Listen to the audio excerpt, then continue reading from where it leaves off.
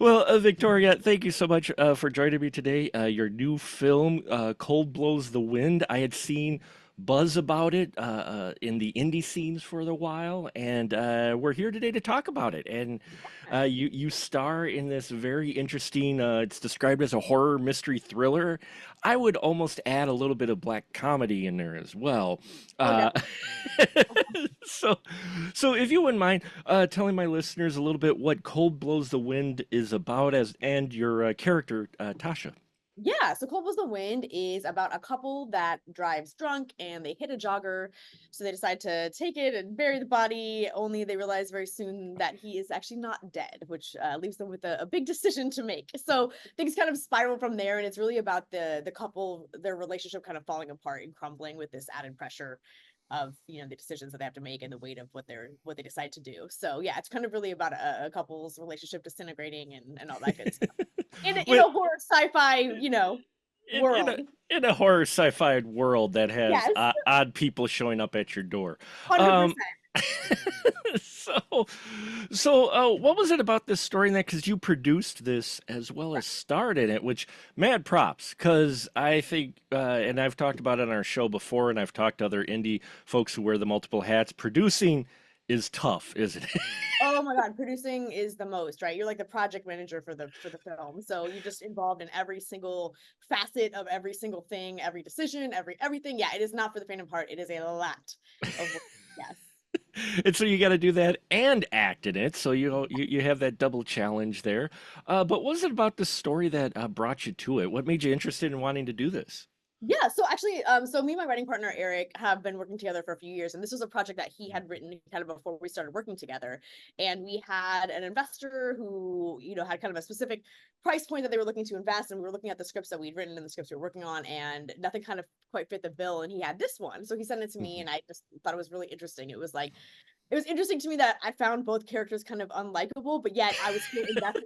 And but I was still invested in the story. Sure. And that's usually if you don't like people, you're like whatever. But it was just very fast paced, and I found it funny and interesting. And he first had sent it to me a while ago to just give him notes on it. Hey, read this Mhm. thing and tell me your Sure. thoughts.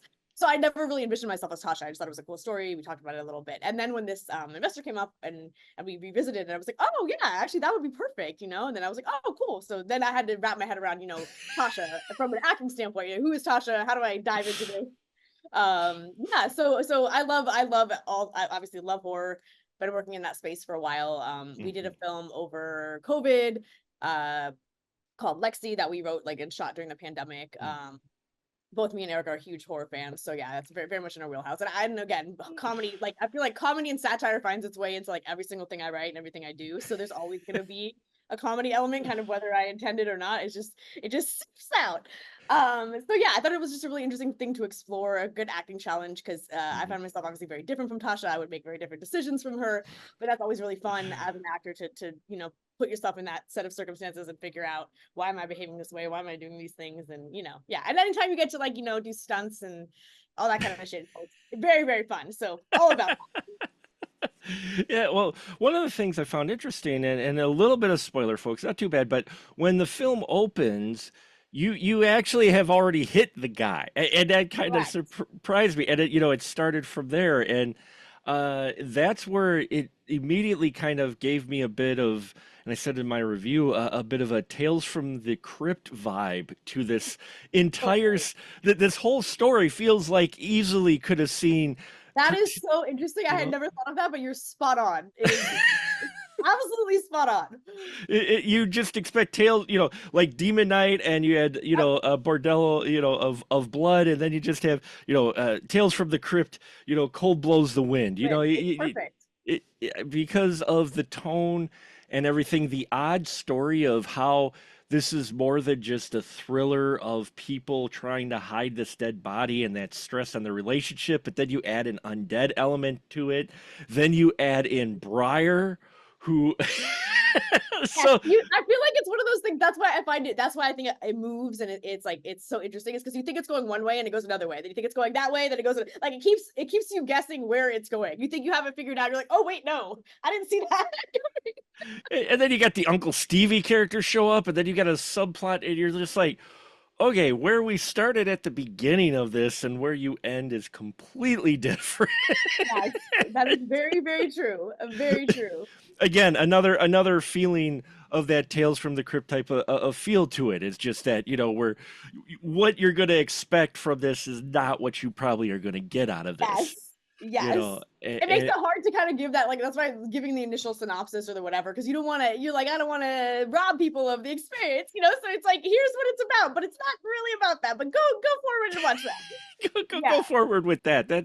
That's like the Go. first 5 minutes, and then after Yes. that, good luck with you on that. Yeah. Then we'll see, you know, go from and so on and so forth. You know, it goes from there. And it goes from there. Now, you've got a great cast, and again, in true indie fashion, you have a small cast. You keep it Yes. small, and you keep it to just a couple locations. You make the most of it, but you have a very talented cast of indie talent, all of who, including your work, I've seen in other pictures. How did the casting come about for this? Did you already have people in mind, or did you actually do tryouts and such? We did, yeah. So usually, I always prefer to work with people that I know and have worked with before because it just takes the stress off. Obviously, in indie productions, most of us are wearing more than one hat. So the more things you can control, the more you can trust the people you're working with, the better.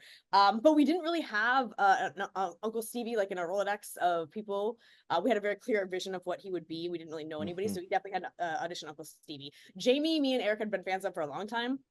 We thought she'd be amazing as Briar. She doesn't often get to play like the kind of like the villain character. Yeah, It's like yeah. a different type, so that was exciting for her. She loved that. So we had her in mind for that right away. So her we had in mind. Danelle is somebody that I'd worked with. I knew him from acting in another project together. We'd thrown him in my web series. So yeah, he's a former U.S. Olympic gymnast. So Sure. he's really good at like physical stuff. So we thought that there's a lot of physicality in Dean's role, so we thought that he'd be good for that. So yeah, a mix of casting, a mix of throwing people in that we already knew and had worked with, which was Uh, really fun. But yeah, like you said, the it's a very small cast, so we wanted to make sure everybody was really good and meshed well. yeah, well, Jamie, Jamie definitely looked like she was having fun playing the villain because she's usually playing the heroine, Yep. or the badass, or the comeback or the revenge person. She's usually not on the antagonist side of it. So Yes.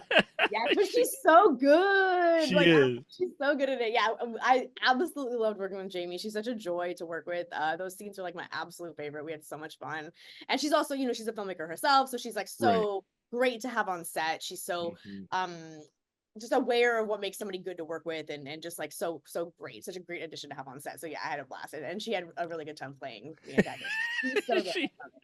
she she looked like it. It's like, Yes. especially, you get, it's a shot in the trailer. You get the one shot where she's kind of looking up with her little evil smile or whatever, and I just Yes. like, and the minute I saw that, I'm like, yeah, Jamie's having fun. I'm like, she's Yep. just like totally into this role on a different in a different way, and so it's fun I always like to see folks do different roles than what you're used to Yes. seeing them in, you Totally. know. And Uh, that's fun for us as actors, right? It's fun to get sure. like, if you're doing the same. I mean, don't get me wrong. Obviously, we love acting, so we love work. Period. But when you're doing the same thing over and over and over again, it's so refreshing to get to do something a little bit against type or just something unique and new that you haven't been able to do yet. So I think that really comes through when an actor is like completely enjoying the role and enjoying the chance to play, something they haven't gotten to do before. Yeah, and then I was surprised at the production value in general, the aesthetic and everything, the look of this film. It looked really good. I was, Thank you. Thank you. We will yeah, take that. We are punching above our weight. Hopefully. So yes, we will take that. and I people like say, well, how could you say that? I'm like, no, because when you get into films and smaller projects, they can have a bit of an aesthetic to them. But the you have blood effects in here. You have that play with lighting. You've got night shots, and everything really worked in here. I particularly liked your undead makeup. Thank you. in here as well, and just well, you get to play evil too a little bit. I Like, you do. do. So Yes. little bit of Yes. spoiler, but you get to have your fun too as well. Oh, I So sure do. And I had yeah, so much fun at the end of it. I was like, oh, this is the best. I kept saying, like, after that, I was like, all I want to do is like talk shit and kick ass, like in every role from here on out. Like, that's it. That's all I'm doing. that's all Yeah, you're doing. You're only taking action roles now where you can exactly. talk shit, and Exactly. take names. That's right. Exactly. That's it. That's all. I'm so sorry. Not interested in anything else. Now, with doing both acting and producing, Yes. how much of a challenge was that during the shoot? Because you do have that stuff on the back of your mind, and is that what you used for some of the motivation when you had to cry in scenes? Is that you also had to produce scene? Sorry, Oh my God, that's amazing. Yes. Oh, yes. Well, so okay, so fortunately, I've been doing this. I also write and direct myself. So sure. honestly, Yep. just producing and acting, I was like, oh, it's only 2 or 4. No problem. But I have been, this is maybe like my, I don't know, 6th or 8th, somewhere between like 6th and 10th project where I've, worn multiple hats. Sure. So I learned really early that I have to protect myself as an actor and do Mhm. that work like very early beforehand so that it's Mhm. in me and I don't have to worry about it. It's in there, whatever, boom, eh. So that no matter what comes up on set, because oh Lord, things will come up on set. Like it is crazy. So that no matter what happens, I have that in me and I'm good to go. Because if you don't, that's your acting is gonna suffer because again, there's a million things that need your attention. And this was not an easy shoot. It's funny, we had come off of a project that we did that was like an 8-day thing that was just it was a web series, was like 45 minutes, 8 episodes, Mhm. and it was so smooth, everything was great, boom, yes, amazing. And then we filmed Lexi over COVID, which was like a very weird project because it was during the lockdown, it was mostly me, and we filmed it like kind of piecemeal with our schedules over months, so it was Sure. like a very unique way of working. And then this was like, okay, back into normal life. But it was just one of these things where, oh my gosh, so many things went wrong. Like our original location burned down 2 weeks Oh before we. no! Oh no! Really? Yep. So we Wow. had all of our dates set, everything good to go, and our location burned Oh. down. So we're like, oh my God, what are we gonna do? So we're scrambling. So fortunately we found a place that I think actually ended up being really amazing and actually I think a little bit Yeah. better than our original location. So thank God for that. But we had to work around her schedule. So she had a bunch of like little things, there was like a some kind of like what was it? I don't know, some kind of reality show that shot there a lot, or something that shot there a bunch, had a bunch of dates and like music videos and stuff. So we had like a very weird schedule, like 3 days on and 1 day off, and 4 days on and 2 days off, and we were just making it work with her schedule. Sure. Um, but yeah, so that was that. Night one, there was like a thunder and lightning storm and like a tree caught fire. But actually, when Jamie's in the opening montage, when she's like singing the song, there's actual lightning going off behind her, which is like, so cool. Like you can't fake that. So that's not CG. That is a real lightning. We had a cat. So the woman whose property it was where we filmed Mhm. also does a lot of animal rescue work. So there are like a bunch of Sure. cats on the property. So one night, unbeknownst to us, a cat had gotten in the grip truck, Oh the truck no. with all the gear and the lights and everything, right? Yes, and got locked in overnight.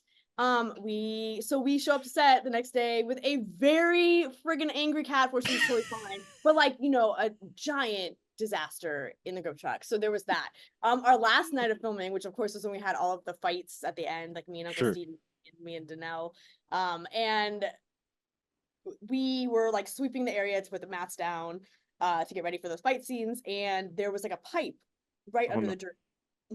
Like, why is it there right under the Yeah. dirt? Yeah. Yeah. And just boom, pipe burst. So now there's an epic flood, and we're like trying to figure out how to turn the water off. This was like a 17-day night shoot. Like these were all night shoots. So it's like 2 in the morning, and like we're trying to figure out, the property owner and how to turn the water off and get the water out of there. So we had like a Yeah. 4-hour delay while we're dealing with all that stuff. Oh my God. So we literally had like fires, floods, cats. I'm surprised like frogs didn't fall from the sky. So this was not like a smooth sailing shoot. I was like literally during filming, I was like, this shoot is trying to kill me. Like it is trying to kill me. I will not let it, but it is trying to destroy me. So yeah, I'm very glad this was not my first foray into like producing and acting at the same time. And I'm very glad that I know and I have my system and I do my work as an actor like long before, because this would have broken many a person. It was not easy, but yes, it came together very lovely. People still said like, oh, like this is one of the best sets I've ever been on. So no one knew I was going home and like having panic attacks, and Sure. no Sure. one knew. So I hid that. So that's It's very like good. But it was stressful. Yeah. so it's not far off. You use some of that motivation for the Yes, tears, right? exactly. You are wise. You- You are wise. You're just like, this play, this is trying to destroy me. 100 I was like, no, another cat in the grip truck. No, not not a fun. Oh my god, Oh, but you got it done, which is amazing, we did. which is always the magic of filmmaking, especially in indie filmmaking, hearing stories like that and you still get the project done, and I know many, micro budget filmmakers in that where films have taken 6 or 8 years, Yeah. from start to finish because of so many hiccups and casting and everything, and you're working on even smaller budget, Yes. and all of that. So to get any film even made is amazing. And then you had all those challenges. Though great for the lightning, right? Use the natural lighting Yeah. for the scene. So, and I imagine Jamie didn't mind at all. No, Jamie's no. Jamie's been around the block. She's like, I'm good. There's lightning coming. All right, let's roll. Yeah, exactly. Let's I do got it. this. Let's Let's go. do this. Exactly. Oh man. But yeah, it is a fun movie. I like the twists and turns as well. And with the stunt coordinating that you had, did you have a stunt coordinator come in? Did Daniel handle some of that? How did you? Yeah, so we did. Yeah. We had an amazing stunt coordinator. Her name's Mhm, Felicia Michelle Cacho, and she is a former boxer. mhm. And she's like this tiny little thing, like even smaller than me. She's like 5 feet, like probably weighs like 95 pounds, but she's Sure. so good. So she did I all of the fight see. choreography for us. Again, we're really fortunate because Tori Lawrence, who plays Uncle Stevie, had been Mhm. doing stunts for quite a while. He has like a pretty significant stunt background. Again, Danelle has like the gymnast background, so Sure. he picked up the physical stuff really quickly. It was my first time doing stunts. I am a kickboxer, so like I love that kind of stuff. So yeah, it was great. So we had an absolute blast with that. That was honestly like the highlight for me. I just absolutely love doing it. It was so fun. And especially like I'm throwing like I'm like Tori Lawrence is like a 6'4" dude. He's like flinging Yeah. me off his back. I'm like taking him down. It's so much fun. So yeah, she was fantastic. I highly recommend her. It definitely made a big difference because I think when I'm watching movies, especially indie movies, even some bigger budget movies, like when the stunts and the fighting isn't good, like it really does Mhm. take you out of it. It takes you away from it. And she also can give input on like how we should shoot it and how we should Sure. edit it. She was involved in that process for those scenes for the whole way, because that makes a big difference as well. The angles that you're getting and how quickly you're cutting and all that kind of stuff. The sound effects, the sound design. So yeah, we were really fortunate to have her. I think that really elevated the movie to have actual fight sequences, choreographed sequences. Yeah, sometimes I think that you could tell how good the choreography for a fight scene was with how many edits you have within that fight scene for those big budgeted pictures. You're just like, okay, this took them a while to shoot because you're, Cut, different angle. Yeah, 100%. Yes, yes. and that's always the difference. That's where I always enjoy Asian Pacific films and 100%. such. Because those directors, I mean, all the talent pretty much has to know some kind of martial arts usually anyway, and they Yes. know that. And then you get those long takes with those long fights and that, and it makes a difference. It really does Yeah, with because the you're allowing that. energy. Yeah, you're allowing that to shine too, right? You're really allowing like their physical Hmm. prowess and like the art of the fighting to come through versus just trying to disguise bad, bad fighting stuff with clever edits. So you mentioned you're a big horror fan. Was there any actress or role or certain movie that you helped to prepare for Tasha that you kind of pulled influence from? Not necessarily. Hmm. No, I mean, obviously that stuff's in you. You watch it, you consume it, Sure, you kind of sure, have an yeah. idea of based on various prototypes and stuff. Mhm. I didn't really see no, there isn't anybody like else that really came to mind for me for Tasha. She was just kind of her own Own unique thing. flavor. So yeah, yeah. She was her own unique flavor, and yeah, it was interesting watching the beginning of this and seeing where it was going because we get kind of that montage of not so great birthday going well for Tasha, Yeah, and not then the best uh, birthday. No. no, and just seeing where your character starts from and where she ends is an interesting journey, I will say. Especially halfway through when a certain event happens that Yes. I didn't expect to happen, and then you have the husband jealous, going, "What's going on with these two?" And you're just like, "Okay, I didn't expect it to go here." Yes. Yes. Totally. We thought that that was kind of really those are some of my favorite scenes because it's like the absurdity of that, right? It's like they're having this like mundane couple argument in these really insane circumstances, and I just found that so funny, right? Like that's what you're worrying about, like with all this going on, like it's so funny. And it's really what's really interesting to me too is like, although Tasha is probably the least like very unlike me in so many ways, Sure. the in those moments, like the couple dynamics and the arguments and stuff, there's like more of myself in that than I've ever seen in like any role. Cause that's like so how I would argue and like so how, you know what I mean? It's just funny. So like in those moments, it's like all my attitude, all my Vicness comes out. I'm like, it's just those it really it is amusing to me because I just think in those moments it's like, yeah, good time.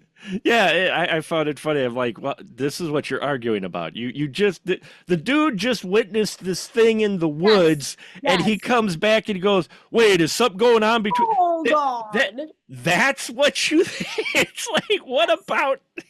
So Yes.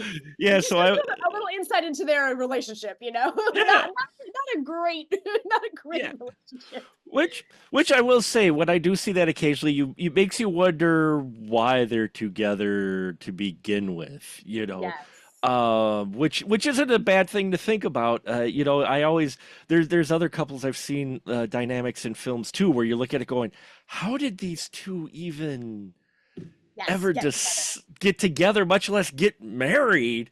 Yeah, you know, I think like that's what? really interesting to explore, right? Because obviously there was some love, there was something Sure. there. Point. So it's like what has happened along the way that like got us here. You know what I mean? That's like interesting as an actor to think about that, right? Like yeah. How did we get off course and like what has happened to lead us here? Hmm. Yeah, but you know, everything about this looks great. Now, did you have private investors? Did you do a crowdfunding? How did you go about it? We had private investors for You this did. one. Okay. Yes, we did. So, Yeah. yeah, and I always like asking that question because it's always different. Sometimes people have a hybrid where they've got both. Then there's people telling nightmare stories about doing crowdfunding. So- 100%. I think there's pros and cons to so many things, right? Like so many things. I think one of crowdfunding obviously is so challenging to do. Sure. But there's people who manage to do it amazingly well. The benefit of crowdfunding is twofold. I think the main things. It's one, you have like a built-in fan base now because the Right. people who are following your campaign and donating to it and excited to see what's going on, you know, those people are going to snatch the film up when it comes out. And so you have kind of a built-in buzz during that Sure. crowdfunding process, which if you do it well can be really, really great. Also, you have not such a big hole to dig yourself out of, right? If you got the whole budget of your film, then you have no hole. But even if you got a big chunk of it, it's like that, you know, you start making a profit a lot sooner. Yeah. Whereas when you don't crowdfund, you know, that hole can look very hefty, especially in the in these this day and age. You know, it's just such a changing game for indie filmmakers, and it is not easy. And it is even when you think you have a handle on one way, it's like it changes so fast that we're all trying to stay on top of it and figure out kind of what this landscape looks like, right? And obviously the same issues that led to the writer strikes and the actor strikes last year affect indie filmmakers. It's all the same thing. No Right. one's getting paid what they should be getting paid, except for these giant Sure. corporations. So that has definitely affected indie filmmaking. So I think next, I think a hybrid model will take some pressure off. I think for Hmm. some filmmakers, right? Because again, it just makes the hole you have to dig yourself out of a little bit less. But yeah, there's you know, it's such a weird business in that there's no single roadmap to follow. There's not one way Sure. does anything, right? There could be so many different ways to tackle it, and what works for some person, you know, might not work for somebody else, and vice versa. If it was a roadmap, we'd all be doing it, right? If it was an easy like 5-step foolproof system, Sure. then everybody would be a filmmaker. But here we are. Well, the indie scene is rather crowded in general. You know, Yes. ever since the pro equipment became affordable, now you know you've got the even playing field. So now you've got you know small budget, small studio productions shooting at as they're big on the red, on you know on On the all black the magic, on the red dragon. Oh on the yes, on the you exactly. know that's their thing and I'm like I've shot some things on my Canon 5 you know I that's okay but you know Absolutely. whatever works for you but just I guess my point is that you know that equipment so it levels the playing field production wise which allows more people to do more things but then your field gets crowded so you know what kind of things do you kind of have to do to, or what approach do you take when you're making a project to think, you know, how are we going to get this to stand out? Does that affect your decision making? I think it does. I think it definitely does. And I think even from the pre-production standpoint, we should hopefully as filmmakers be thinking of those things, both from us, both from a standpoint of production in terms of like the scope and the size of the project you're doing, right? Hmm. So, like you mentioned, smaller cast, fewer locations, all these things are going to make a project more affordable to shoot. So, utilizing those connections and making sure like the projects that you're taking on aren't hugely elaborate. Because if you're trying to Hmm. do that on an indie budget, you're giving yourself, the chances of it taking 6 to 8 to 10 years Right. increase exponentially, right? So, I think it happens in terms of selecting the project, and then also in terms of thinking of like how is this going to fit in the marketplace, like what subgenres is this in, what like Hmm. little niches can this fill or whatever, because I think that's the thing too. I think people, a lot of filmmakers I know have been really successful in kind of figuring out unfilled little niches that Oh, people have, sure. like, Hmm. so, and like, oh, hey, there isn't a lot of stuff in this category over here. I'm gonna make something for these people who are ravenous for this thing. So, like, if that interests you and that works out, I think that can be a really smart way to tackle it. For us, it was a little bit in the casting, right? Like, Jamie has a great fan base. She's very, Sure. very well known and loved in horror. So, like, having her in the project is very beneficial as well. There's so many. Definitely, we should be thinking about this. I wish I had a real clear like answer to give you, but it's a little No, bit of sure.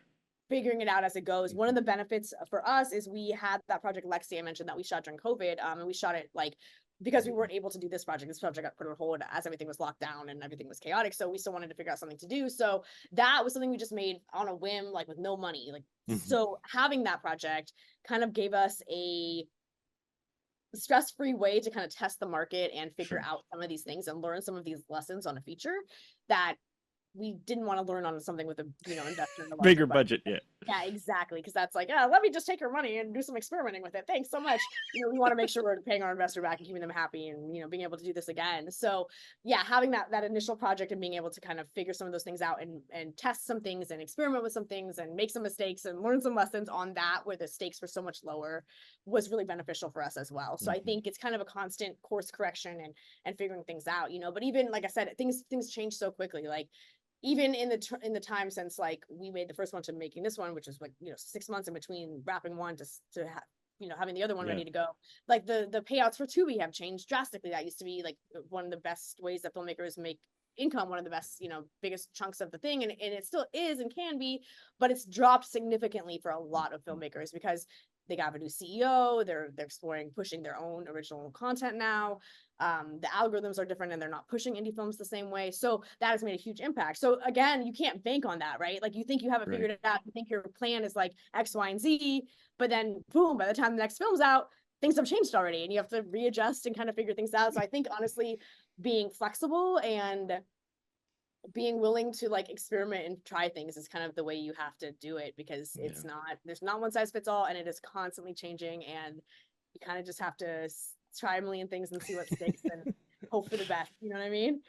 Well, not only the streaming channels deciding to produce their own stuff rather than getting the indie stuff like they first were starting out. I mean, I know so many filmmakers who really felt the pinch when Amazon did Amazon. its indie purge, where it purged Absolutely. so many of I knew so many indie filmmakers that were just like, what the hell? They're like, we weren't exactly getting the best clicks, cents per click anyway, but still, it's like completely gone. And now, with a number of other indie distributors that I know that I follow are now producing their own stuff versus Yes. buying. Correct. One of the examples, and I love the companies, but like Uncorked and even Wild Eye, who used to just exclusively buy stuff and distribute, are now producing their own stuff. Correct. You, Because I you, think you know, as it gets harder and harder for everybody to make money, they're trying to figure out how to adjust their business plans and their way of doing things in order to right, figure out how they can make money. So then you're seeing them come in earlier in the process. And being able to own the stuff, means they are right, getting a bigger percentage. But yeah, absolutely, that's the thing. yeah, It's the Amazon thing was huge. I mean, first they were like lowering their pay, like over time. right, I think I can't remember the numbers. I had it written down at some point, but yeah, it's like it just significantly, right, to the point when you're getting like 1 cent, 1 cent when it used to be like $3 or yeah, whatever. So first that's happening, then they purge everybody entirely.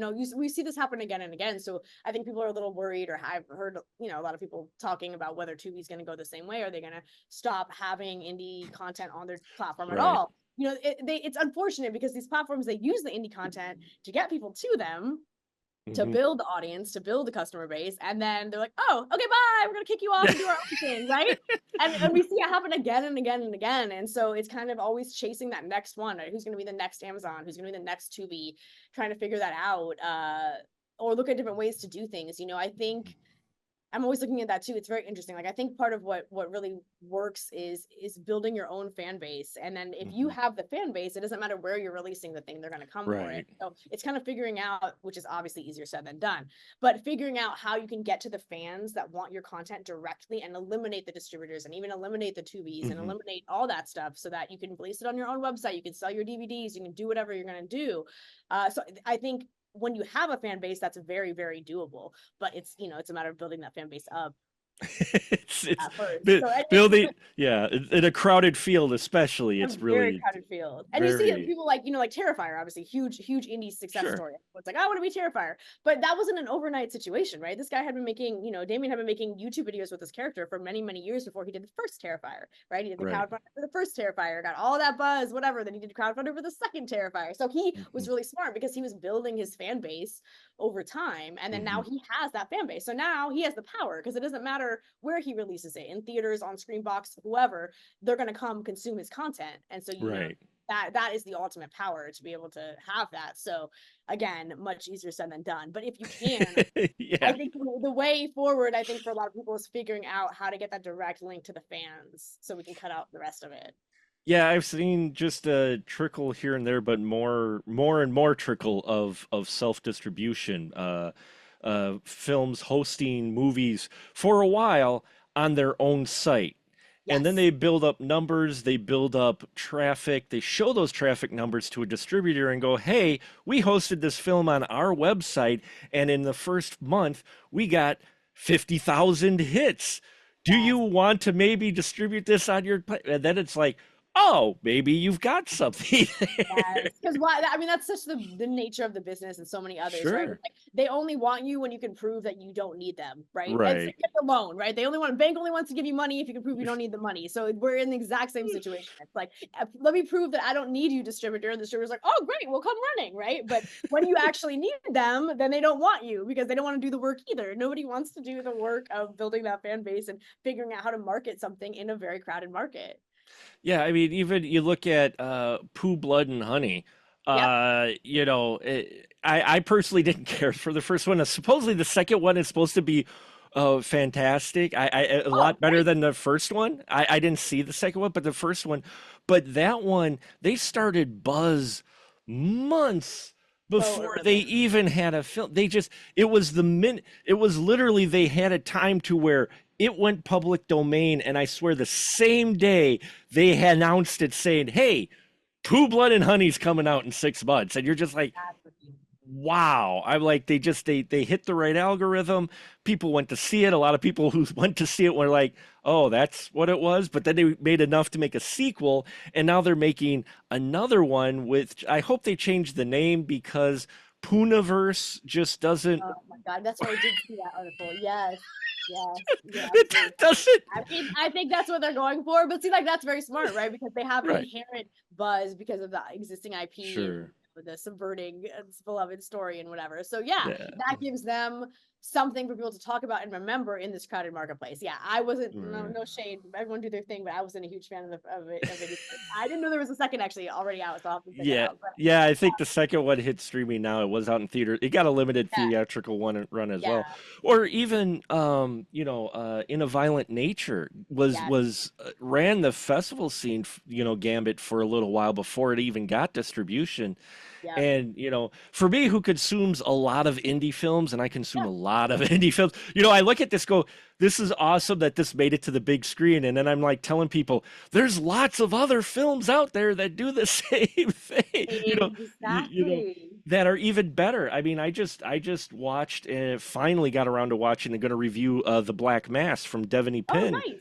Yeah. Um, and that tells the story from the perspective of a serial killer.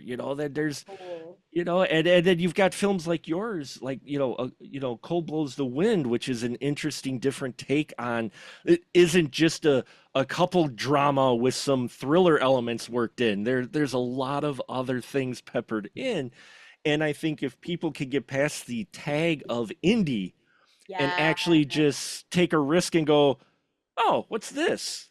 Agreed. And I think that's one thing that came positive out of the COVID pandemic was people were sitting on their butts at home forever going, what do I want to watch?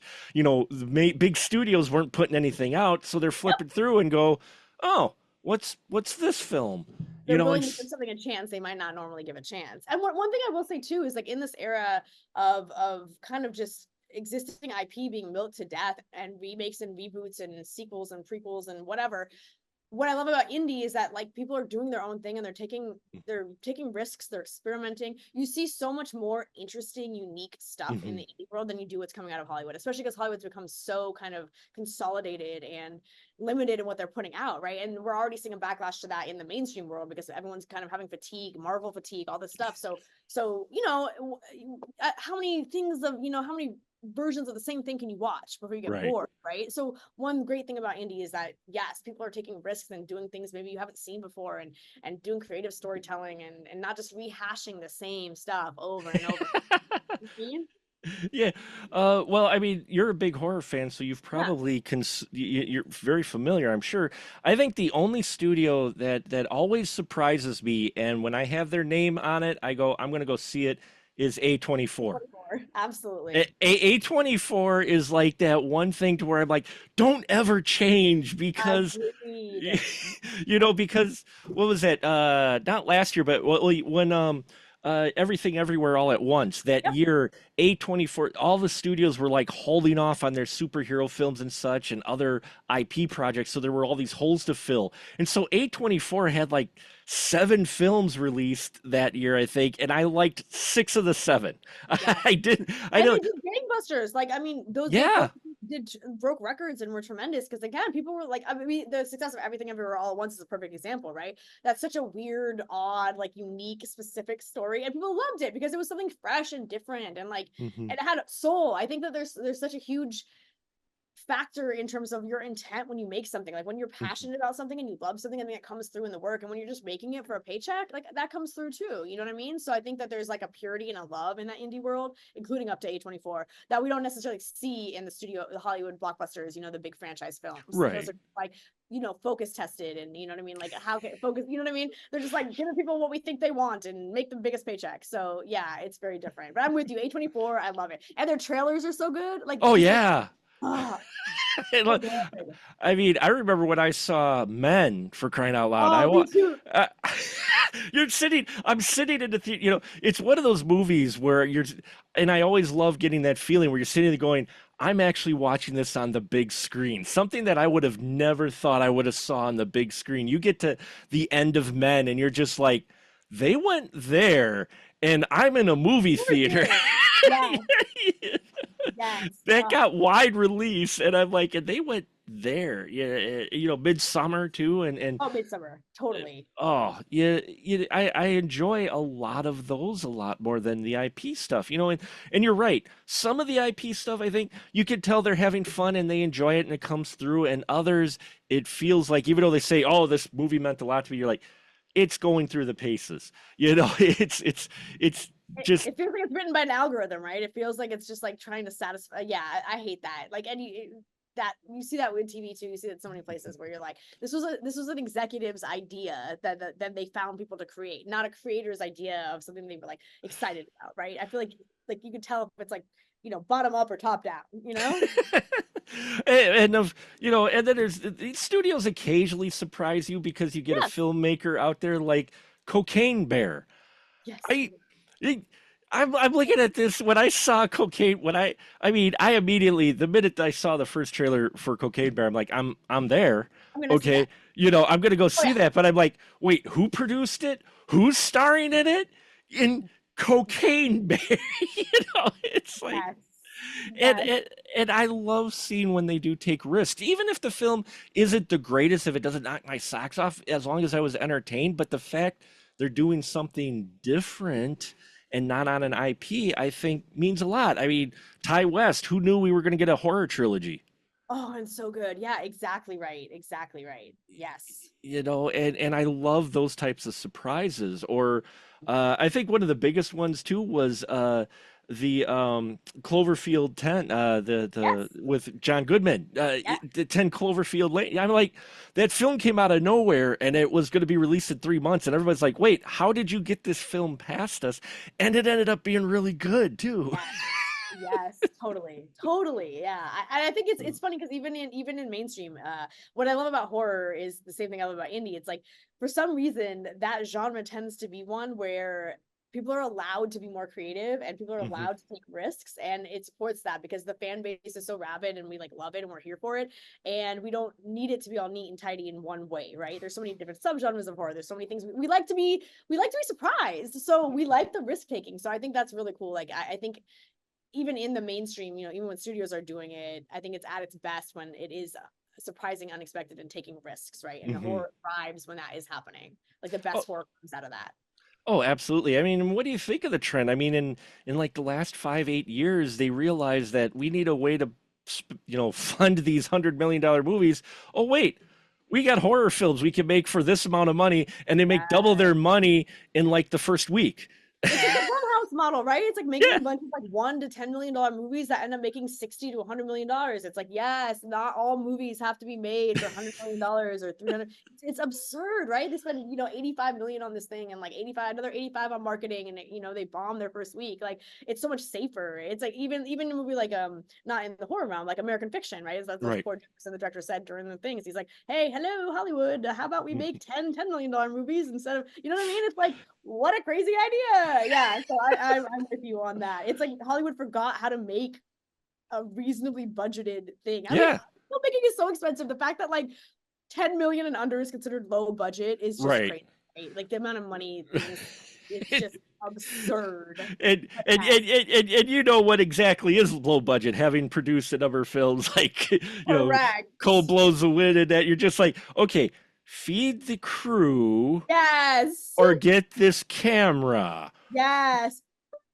I know, right? And then you hear people saying like, "Oh, we had to cut corners because we only had this amount of thing," and you're like, "Okay, yeah. Oh, poor little, I feel so bad for you with your $30 million budget. I'm so sorry. That must be really hard." It's just so, yeah, absolutely. But I think it's good. Like that. I think being able to stretch a dollar and do this, like this is the game. Like that always Mhm. is the game, right? You're always needing to stretch a dollar, whether you have, a budget of 150 or a budget of 1.5 million or a budget of Right. 150 million. So I think having that skill set as a filmmaker is beneficial, regardless of what tier you're playing at, right? Well, and I think that's why you saw so many indie directors for a while suddenly score a big superhero project. I mean, because they're like, "Oh, this guy did that with this amount. We got this bigger budget Spider-Man film. We'll put him on it because he knows how to stretch a buck and how to Exactly. do Imagine what he something." can do with this budget, right? Imagine Right. how. Absolutely. I mean, you look at where Peter Jackson, James Gunn, Sam Raimi, you look at where they're at now, and it's like you guys are making money to where you were calling in favors for people to make movies with, to where you're like, I'll feed you Yes. pizza one day, or we'll take you out to steak Exactly. dinner or I'll owe something. you. Like I'll owe you Yeah. on the next one. Yeah, exactly. We'll cash and IOUs. Like, yes. Yes. But that's what I love about indie cinema, and I love stuff like Cold Blows the Wind and that because not only are you cutting your teeth, but it's the quality's there now that it's almost equal to Hollywood in many respects. So Yes. now it's just trying to get yourself out there, which is the toughest part. I mean, especially horror. I mean, you being a horror fan, how many horror movies aren't just out on wide release, but on streaming, alone that keep getting released for streaming, and then physical media. I got my physical media. Love it. Will Cold Blows the Wind be on physical media? It is, yes. So we have it on DVD. We have a limited VHS run available as well for the true weird, no weird. I love you guys, but VHS collectors. You have a limited VHS, really? Oh, True. really? Yes, Oh. yes. I got a And whole. I also have a few left for my run of Alexi as well. It was fun. That was really fun. It's really cool to see. It's like I love physical media too. Like it's nice to just have something. Plus, in this day and age, when so many things get censored and like taken off and it's nice. Trimmed and yeah. Yes, it's nice to have the version you want and like have it and know it's there. So I love it, and it's cool. It's also really fun for me because we did like offered signed ones and whatever. Just send a little note with people and like have them send me a screenshot when they get their thing and they're Yeah. signing copy, and I love it. It's great. It makes you feel like involved and the band, so I love it. Yeah, so we actually do we do have the DVDs available, Mwahaha, and the limited edition VHSs as well. So yeah. Nice, nice. Yeah. That's exciting. Where could they get those at? Are They those get them on the website. Yeah. So okay? coldwasthewindfilm.com. Awesome. I'll put a link down below in the body description of this interview for that when yeah, so people can click on that and find that because I have a whole huge shelf of VHS over here. Oh, you do? I And love it. yeah, I got a massive shelf of VHS, and then I've got in the other room laser discs with a working laser disc player. No Yeah, yeah, way. I got Natural Born Killers on laser Oh disc. my I got God. That's amazing. So where do you find your stuff? Like, are there like forums and threads and stuff? Or you just like uh, mouth it? How do thrift you thrift thrift stores? stores, mostly thrift stores. I don't find as many laser discs now. Yeah. About 8 years ago, I found a lot more of them, and then I just happened to find a working laser disc player at it's a store like a resale shop that the campus in town here, the college has, where once they remodel stuff, they put their old Yeah. stuff in the store. You can buy it, and I happened to find a laser disc player, and I go, "Does this work?" And it powered on at least, and it was like $15. I'm like, I'll take it home. I've got a laser disc, so I brought it home, and it worked. So I'm like, That's hey, amazing. even better, even That's better. amazing. Yeah, it always cracks me up because there was like definitely a segment of the people who bought like the Lexi VHSs from us that don't even have a VHS player. They just like the artwork and they like to Oh like yeah. have it. They're Hmm. like, oh, I watched it on Tubi, but I'll buy the VHS. You know, I'm like, you can't even play the VHS. I'm like, I just want it. I'm like, you know what? Everyone's got their stuff. Everyone has their collections. You do you. I love it. But it's pretty impressive some of the collections people have too. And like, I will say the VHS artwork and like the even Oh the yeah. it's so cool to see. I love it. Yeah, artwork was always appealing on the VHS stuff. Totally. It would catch your eye because it had to catch your eye on the shelf, some way, shape, or form. Stand So, out. Exactly. The era of bygone era of Blockbuster. You had right one a month. You got to make it count. So yeah, I love it. so with horror films, do you have a particular? This is always the hardest question for me. Do you have a Yes. particular favorite, or is Oh, like I in your love it. top, like one of your top 10, maybe, maybe Yes, not sure. favorite?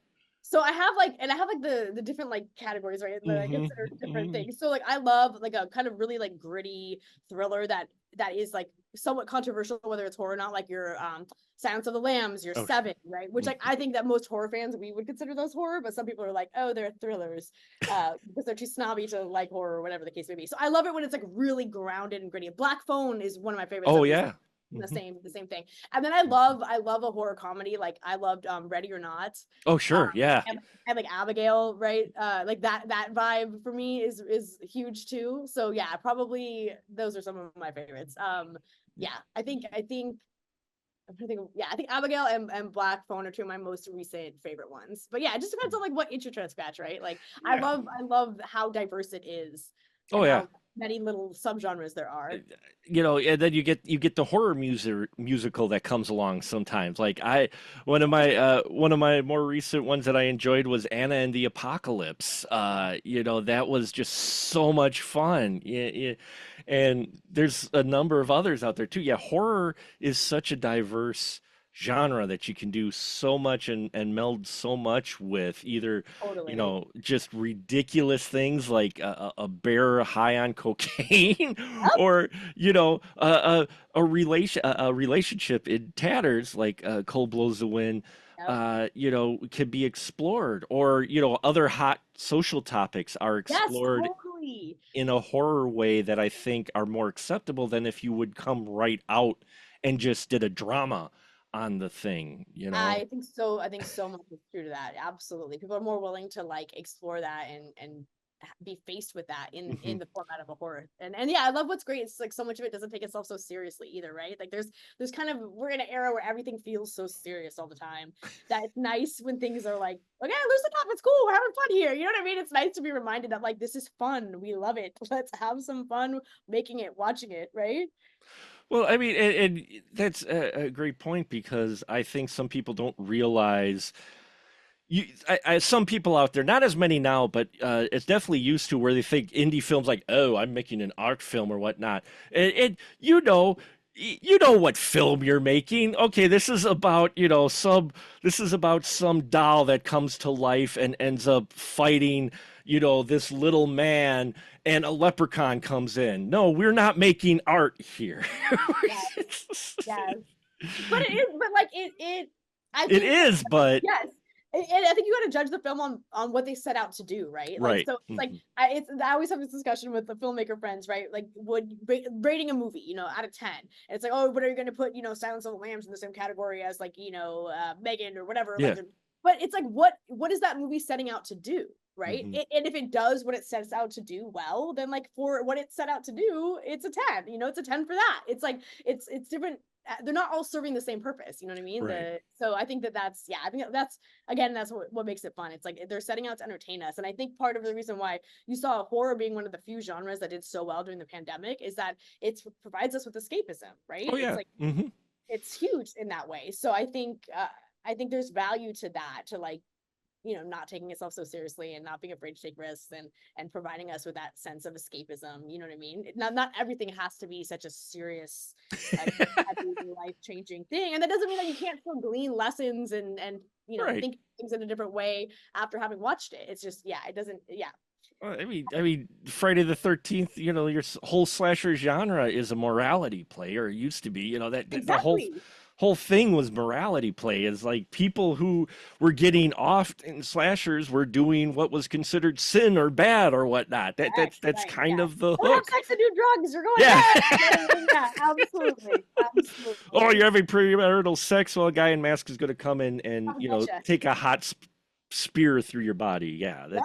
Well, and the other thing too is you tell some people like, oh, you like horror or whatnot. Oh, you like all that sick stuff. You're like, how can you watch that? I go, you guys don't realize that the majority, probably almost all your horror fans know you can watch it because when that scene goes away, someone yelled cut, that person got up and they walked away. They're Yes. they're fine. You're not watching an actual death, and it's cathartic for some people to watch some of this stuff, even the extreme stuff, because you're like 90% of it out there. There's some of it that they takes it too far, and that's extreme horror, and that's a thing. But for the most part, you're just like, no, at the end of the day, they went home, they washed the blood out of their hair, which I hear takes a while. Oh, uh it does. It does. It's so funny though. I thought like the last night of Cold was the win when we were doing the fight sequences and the flood happened. So we had yeah. very like that was our one day that we went like really long, and I didn't have time to care about whatever. So I drove home like that, like the way that I look at the end of the movie. I drove home. And I was like, please don't let me get stopped by a police officer because I just don't feel that I can do a good job explaining this. And not to mention, I also had so we had like body parts for the Sure. Yeah. that effects artist had made for the cutting up Hmm. whatever. Yeah. Never mind, no spoiling. But yeah, so I had that in my car in like a giant bin, and I was like, so I look like this, and I have literal body parts in my trunk. Like, please just don't pull me over. I was like driving very slow. It's like 4 in the morning when I'm like, you can't speed. You don't want to get yeah. So yes, it does. It does. The trick to blood is shaving cream. Oh, If I've it's heard that. Yeah. yeah, if it's like stuck and stained on you, like Hmm. shaving weirdly gets the stain off. Because otherwise, yeah, your hands and like your stuff is like stained for days. Forever. I had 7 showers. Can't get this off of me. So yeah. You're like, oh, you're looking a little red in the face. Did you have a shoot the last week? I'm like, yeah, Yeah. I had a shoot. Like, Yeah, exactly. How'd you know? Oh my God, I'll never forget.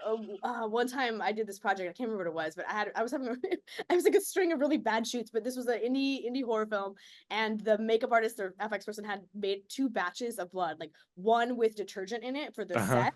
It's easier to clean, Oh and then no, I know where this is going. yes, one for our skin that was supposed to be Oh, safe for our skin. Whoopsies, mixed them up. Tell me why the entire cast, those of us who had breaking out in crazy hives, like oh, not a good time, yeah. not a good time. Yeah, I a real horror film. Yes. minute you said two different types of blood, I'm like, oh, I know where this is Oh going. no! I've Oh seen no! it. Yeah, yeah, I've seen that. Yeah. So, yeah. well, Victoria, this has been wonderful to So talk fun. to you today on this for Cold Blows the Wind. Again on the website. What's next for you? What do you got in the hopper? Where are you coming? Oh. What's coming next for you? Yeah, so have a couple scripts. We have a couple scripts in the can and a couple that we're finishing, and kind of we will decide what to do next based on like Sure. how the things align, the stars align, and what happens. But so yeah, there'll definitely be more coming down the pipeline very soon. Hopefully we can get another one back out there for you soon. Oh, So, yes. exciting, exciting. Another horror or Yes, yeah, more absolutely. Yeah. horror? Couple Yeah. more contained horror things in the pipeline. So yeah. Yeah, we'll see which one pulls out ahead. And do you have socials or whatnot where people can I follow do. you? Absolutely. So I'm just at Victoria Vertuga, my whole name, on all the places. So at Victoria Vertuga, you can find Okay. me anywhere. Holler, say hello. I don't bite. Unless the script calls for it. Well, Of course. Well, yeah, it's true. I actually did do quite a lot of biting. So yeah, maybe I bite. Victoria doesn't bite, but the characters I play probably bite. You never know. probably. There you go, folks. So Cold Blows the Wind. Check it out, folks. Check all the links down below. And yeah, thank you again, Victoria. Thanks so much for having me.